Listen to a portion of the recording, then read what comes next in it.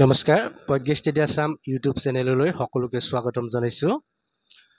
বন্ধুসকল, আজি আপোনালোকলৈ আগবঢ়াবলৈ লৈছোঁ আসাম ডাইৰেক্ট ৰিক্ৰুইটমেণ্টৰ গ্ৰেড 3, গ্ৰেড 4 তথা আসাম পুলিচ এক্সামৰ বাবে উপযোগীকৈ যুগুত কৰা 30টা MCQ প্ৰশ্নোত্তৰলৈ। আজিৰ বিষয়বস্তু হৈছে সমাজ বিজ্ঞান। বন্ধুসকল, ইয়াত 10ম শ্ৰেণীৰ সমাজ বিজ্ঞানৰ অন্তৰ্গত কিছু উপযোগী প্ৰশ্ন আলোচনা কৰা হৈছে। আশা কৰোঁ ইয়াত আলোচনা কৰা প্ৰশ্নকেইটিয়ে আগন্তুক পৰীক্ষাত আপোনালোকৰ বাবে কিছু সহায়ক হ'ব। গতিকে ভিডিঅ'টো আৰম্ভণিৰ পৰা শেষলৈকে চাই মোৰ এই চেনেল প্ৰজ্ঞা ষ্টাডি আসাম ছাবস্ক্ৰাইব কৰি লাইক, শ্বেয়াৰ আৰু কমেণ্ট কৰিব। আজি প্ৰথম প্ৰশ্নটি হৈছে, ভাৰতীয় সংবিধানত কিমান সংখ্যক সংশোধনৰ দ্বাৰা মৌলিক কৰ্তব্যসমূহ সংযোগ কৰা হয়? অপশ্যন কেইটাৰ ভিতৰত ইয়াৰ শুদ্ধ উত্তৰ হ'ব অপশ্যন এ 42 সংখ্যক। বন্ধুসকল, ভাৰতীয় সংবিধানত 42 সংখ্যক সংশোধনৰ দ্বাৰা মৌলিক কৰ্তব্যসমূহ সংযোগ কৰা হৈছে। পৰৱৰ্তী প্ৰশ্ন, হৰপ্পা সংস্কৃতি কি কাৰণে বিখ্যাত? অপশ্যন কেইটাৰ ভিতৰত ইয়াৰ শুদ্ধ উত্তৰ হ'ব অপশ্যন চি নগৰ পৰিকল্পনা। বন্ধুসকল, হৰপ্পা সংস্কৃতি নগৰ পৰিকল্পনাৰ বাবে বিখ্যাত। পৰৱৰ্তী প্ৰশ্ন, উপ ৰাষ্ট্ৰপতি হিচাপে নিৰ্বাচিত হ'বলৈ এজন ব্যক্তিৰ নিম্নতম বয়স কিমান হ'ব লাগিব? অপশ্যন কেইটাৰ ভিতৰত ইয়াৰ শুদ্ধ উত্তৰ হ'ব অপশ্যন ডি 35 বছৰ। বন্ধুসকল, উপ ৰাষ্ট্ৰপতি হিচাপে নিৰ্বাচিত হ'বলৈ ব্যক্তি এজনৰ বয়স নিম্নতম 35 বছৰ হ'ব লাগিব। পৰৱৰ্তী প্ৰশ্ন, কিমান সংখ্যক সংশোধনীৰ জৰিয়তে ছিকিম ভাৰতৰ অবিচ্ছেদ্য অংগ হয়? অপশ্যন কেইটাৰ ভিতৰত ইয়াৰ শুদ্ধ উত্তৰ হ'ব অপশ্যন বি 36 সংখ্যক সংশোধনী। বন্ধুসকল, 36 সংখ্যক সংশোধনীৰ জৰিয়তে ছিকিম ভাৰতৰ অবিচ্ছেদ্য অংগ হয়।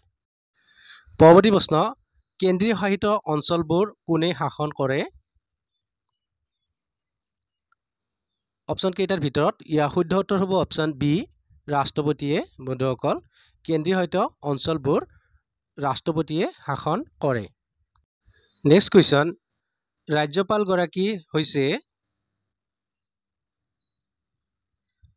অপশ্যন কেইটাৰ ভিতৰত ইয়াৰ শুদ্ধ উত্তৰ হ'ব অপশ্যন বি এখন ৰাজ্যৰ মুৰব্বী। বন্ধুসকল, ৰাজ্যপাল হৈছে এখন ৰাজ্যৰ মুৰব্বী।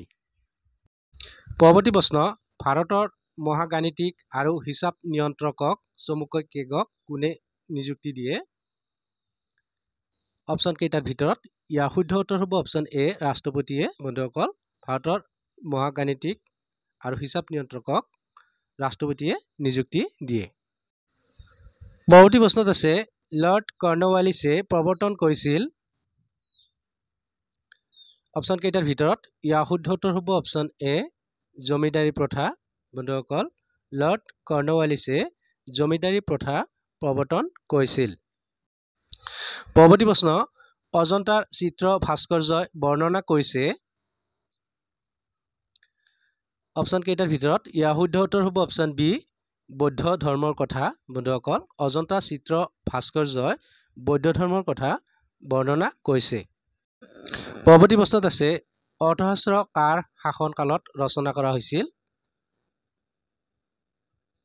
অপশ্যন কেইটাৰ ভিতৰত ইয়াৰ শুদ্ধ উত্তৰ হ'ব অপশ্যন বি মৌৰ্য।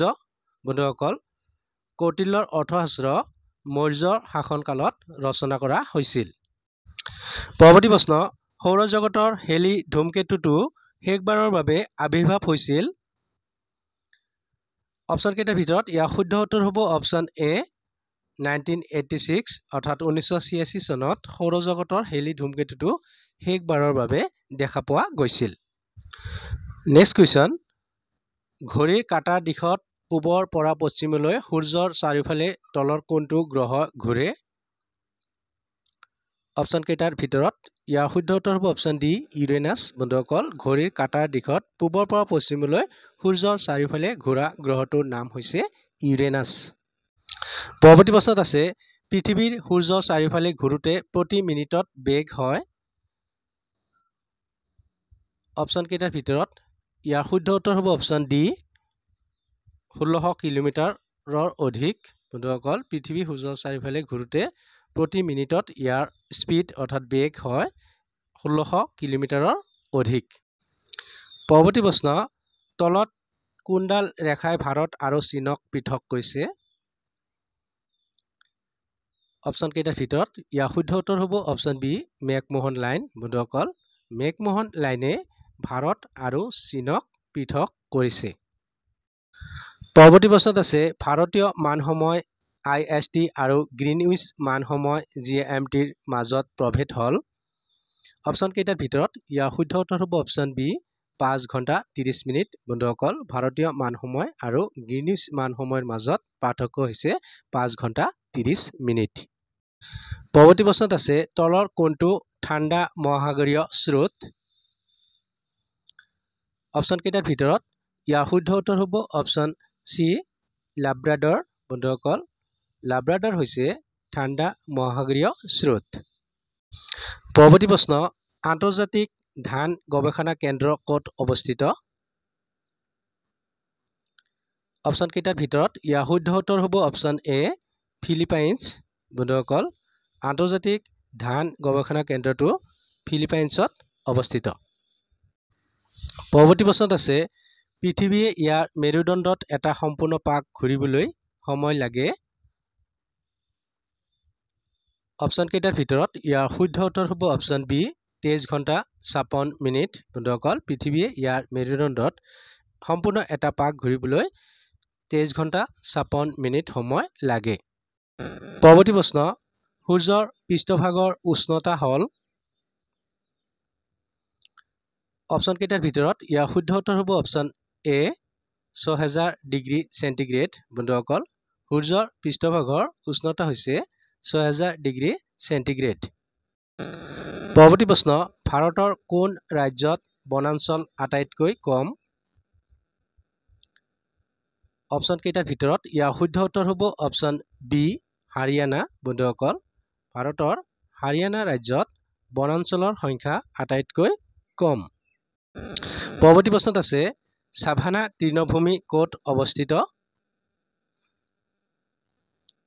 অপশ্যন কেইটাৰ ভিতৰত ইয়াৰ শুদ্ধ উত্তৰ হ'ব অপশ্যন ডি আফ্ৰিকা বন্ধুসকল সাভানা তৃণভূমি আফ্ৰিকাত অৱস্থিত পৰৱৰ্তী প্ৰশ্ন ভাৰতবৰ্ষৰ অৰণ্য নীতি অনুসাৰে দেশৰ মুঠ মাটিকালিৰ কিমান শতাংশত অৰণ্য থাকিব লাগে